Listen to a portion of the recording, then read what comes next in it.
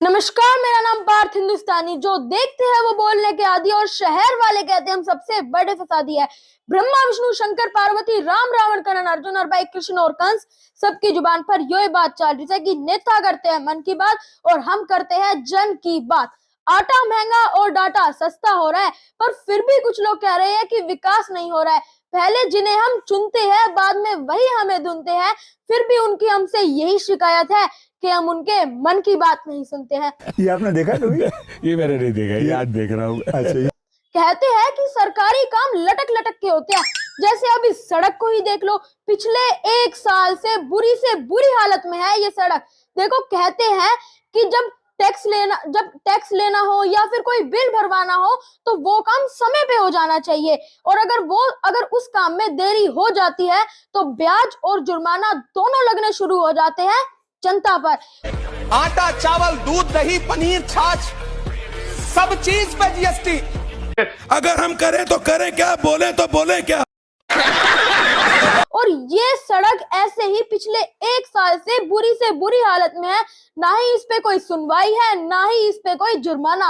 मैं तो अपने टोल मंत्री से ये निवेदन करता हूँ कि यहाँ पर भी एक टोल लगवा दीजिए, कम से कम ये रोड तो ठीक होगी। तुम याद रखना कि मैं तुमको नहीं छोड़ूंगा।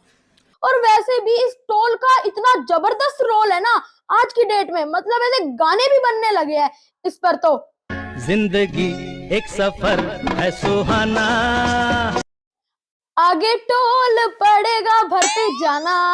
मैं निकला ओ गड्डी लेके ओ रस्ते पर ओ सड़क में एक टोल आया, पैदल चल रहा हूँ। पेट्रोल डीजल नहीं बच रहा क्या? तुम याद रखना कि मैं तुमको नहीं छोड़ूंगा। अरे अरे रुको, अगला नंबर तुम्हारा ही है। मतलब किसी भी स्टेज में भविष्य में टोल खत्म नहीं होगा? बिल्कुल नहीं होगा। जब सड़कें, फ्लाईओवर और अंडरपास बनाना ही कमाई का साधन रह जाए तो सड़कें तो बनाई जाएगी। देखो, हम सड़कें बनाने के बिल्कुल खिलाफ नहीं है, लेकिन लोगों को भारी भरकम टोल के रेट से कम कुछ राहत तो मिले।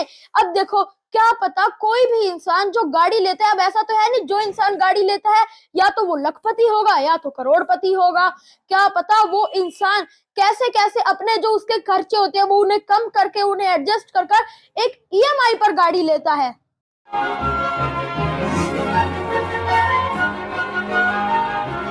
अब ये छोटा सा हिस्सा ना शायद इसीलिए नहीं बन पा रहा क्योंकि देखो, इस छोटे से हिस्से पे टोल तो अब बन नहीं पाएगा।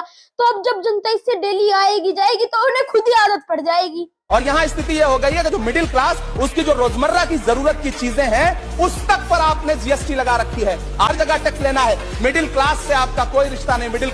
मैं अपनी निर्मला सीतारमण ताई जी से ये निवेदन करता हूँ कि अब इन गड्ढों पर ना जीएसटी लगा दो। देखो, अगर कोई इन गड्ढों से जाएगा ना तो उसे गड्ढा जीएसटी देना पड़ेगा। Absolutely. Thank you.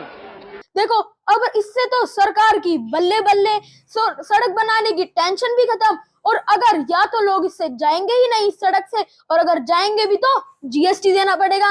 रोड बनवाने की टेंशन ही खत्म।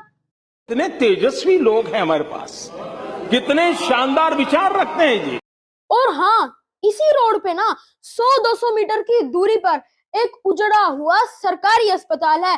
अब लोगों को वहां जाने का झंझट भी खत्म। अगर कोई इंसान एक समस्या को 100 बार शेयर करता है, लेकिन उससे अच्छा ये है कि 100 इंसान उसी समस्या को एक बार शेयर करे। उससे क्या है, हमारे देश में बदलाव आएगा और हमारे देश में क्रांति आएगी। हो सकता है ये समस्या आपके आसपास की ना हो, लेकिन हमारे शहर की समस्या तो है, हमारे देश की समस्या तो है।